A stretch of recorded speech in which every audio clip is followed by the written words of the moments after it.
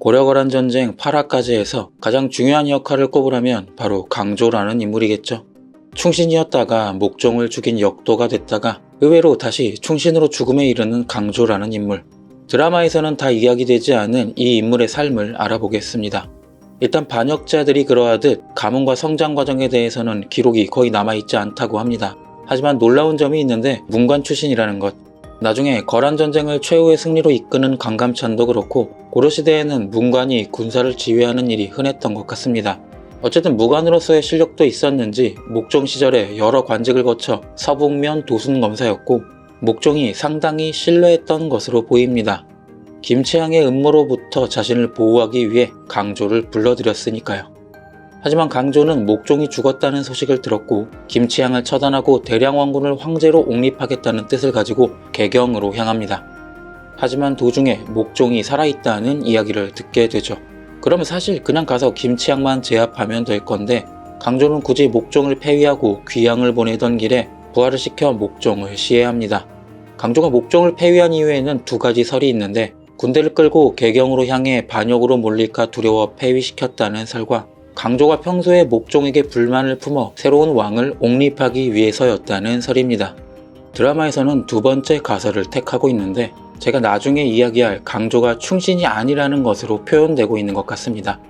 어쨌든 강조는 계획대로 대량 원군을 옹립시킵니다.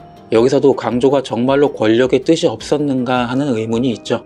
현 황제도 시해했는데 대량 원군도 충분히 죽일 수 있었던 상황에서 굳이 자신이 황제가 되지 않았다는 점에서 진짜 권력에 욕심이 없었다는 해석도 있지만 드라마에서 조금 의문이 드는 행동들이 보여집니다. 자신이 옹립시켜놓고 어린 황제에게 무슨 능력이 있어 정치를 하겠냐며 대놓고 무시하고 황제 앞에서 꽃병을 깨뜨리기도 하죠. 이건 대놓고 현종과의 기싸움을 통해서 사실상의 권력을 자신이 잡겠다는 의지로 보여졌거든요. 역사적으로도 역모는 성공했지만 전혀 계획적이지 않아 조정에서 강조의 정치 세력은 많지 않았다고 합니다. 그러니 억지로 황제에 올랐다고 하더라도 쉽지 않았겠죠. 오히려 당시 17세였던 대량원군을 황제로 옹립해 1등 공신이 된 자신이 천천히 세력을 불리고 권력을 잡아나가려고 했다는 해석이 더 그럴듯하게 느껴집니다.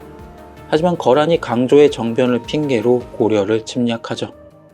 이때는 강조도 권력을 잡고 현종과 길싸움을 하고 이럴 겨를이 없었을 겁니다.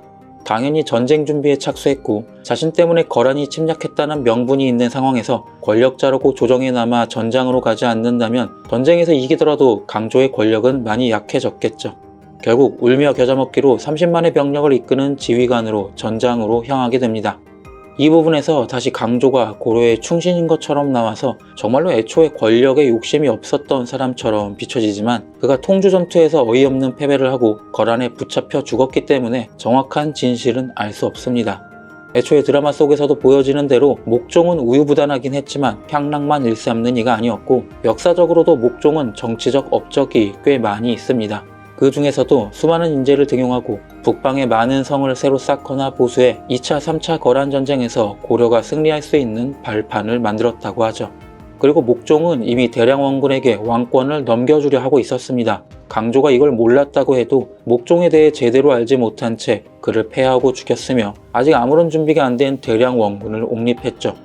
정말로 권력이 탐나지 않았다면 현종과 기싸움을 할 것이 아니라 그에게 제대로 된 정치 스승을 붙여주고 기한을 두고 그때까지만 자신이 실무를 책임져야 했습니다.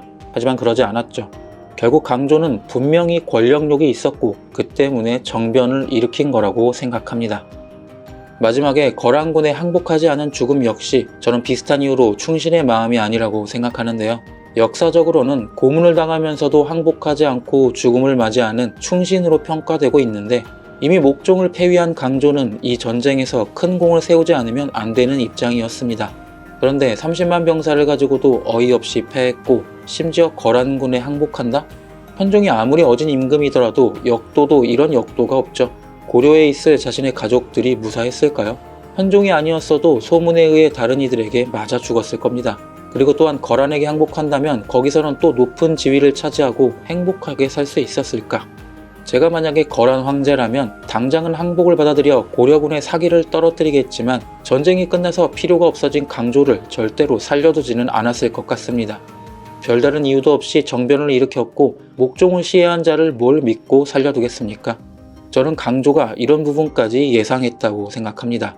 즉 여기서 항복해봐야 고려에 있는 가족들만 위험해지고 이 전쟁이 이기든 지든 자신은 반역자로 처단당하겠죠. 그러니 차라리 충신이라는 이름으로 죽었다 생각합니다. 그래야만 고려에 남은 가족들이라도 살릴 수 있을 테니까요. 그리고 드라마에서도 자신을 믿고 중하게 써준 목종을 시해하고 현종에게 행패를 부린 장면들을 보면 강조를 결코 충신으로 표현하지는 않은 것 같습니다. 어쨌든 이건 드라마를 보고 해석한 제 개인적인 의견일 뿐이고 역사적으로는 애매하지만 충신으로 받아들여지는 것 같습니다. 그러니 구독과 좋아요, 댓글 부탁드립니다. 너 내 충신이 되어라. 시청해주셔서 감사합니다.